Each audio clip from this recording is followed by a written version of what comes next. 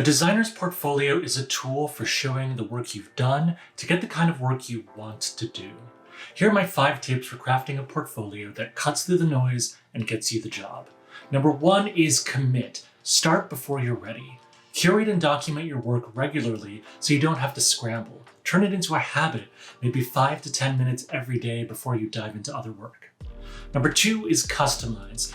Think about your portfolio as a bag of tricks that you can pull from in different ways depending on the situation. Of course, you always want to show your best projects, but that may change depending on the kind of job you're trying to get. So the projects that you show and how you show them may vary from your website to a presentation that you are giving live in person or something you leave behind. Consider who you're showing your work to and how you're showing it. Cut. Be concise. Show only your best, leave them wanting more. Enough said, next. 4, contextualize. Explain the context of your work, the challenges, the constraints, and the choices that you've made. Show your process, show some sketches, your insights, and demonstrate your strategic thinking. Craft a story around each project that connects to the larger story of who you are as a designer. And finally, charm. Make yourself memorable.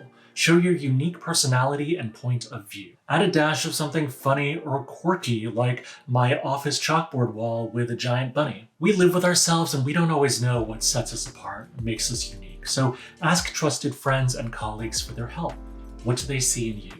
I've been told I have a nice voice and a calming presence. And so those are my 5 tips. Commit, customize, cut, contextualize, and charm. Let's see what you've got. Show us your portfolio or join us for the AIGA Portfolio Development Studio, and you can learn more with me and connect with a community of your peers for support as we build our portfolios together.